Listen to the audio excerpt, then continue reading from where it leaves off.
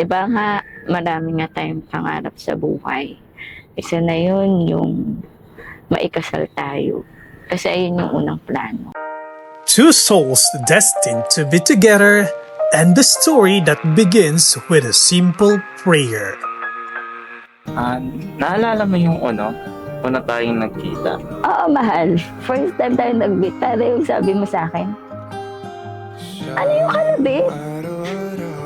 First time nagkita na nga, sabi, halika na. Ha? Hindi nila alam na ang isang kalabitan na ay mauuwi pala sa isang ligawan. Ano ba tayo nagkakilala? Di ba nagkakilala tayo dun sa app? Sa Facebook app? Oo. Tapos, nung time na yon, sabi mo doon sa post mo, sino bang gustong makipag-date sa akin? Sabi mo gano'n. Ang lakas ng loob mo. Sabi ko, sige. Sabi niya, sige din. Tapos bigla ka na nag-chat. Ang isang pag-ibig na nagsimula sa social media, subalit pinagtibay ng pagpapanata at pagtitiwala sa magagawa ng ama.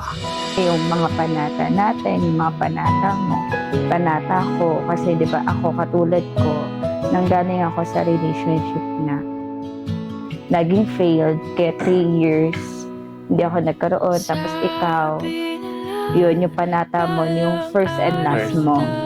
Kaya doon ako kinikilig kasi sobrang haba ng hair ko, diba? Ako na yung first, ako pa yung last. Ano nga ba ang magiging bunga kapag ang isang pag-ibig ay ipinagpanata mo sa ama? This January, MK Captured proudly presents the new Gen Phenomenal Love Team in their first movie team, starting with Arlie Belarma and Claudine Cadano. Ang isang pag-iibigang magpapakilig muli sa ating mga puso.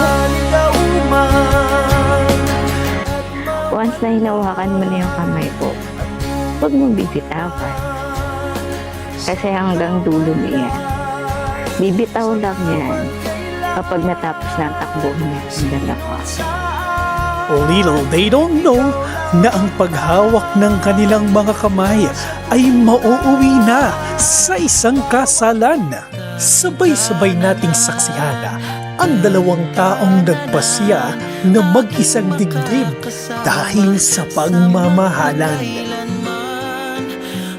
Sabay na tayong laging tumutupad. Ibang saya nun. After ng tupad, nagdi-date. Kasi siguro nahanap din kita. mahal na mahal kita, aking Diyosa. Mahal na mahal din kita, may big boss. Save the date, January 2025.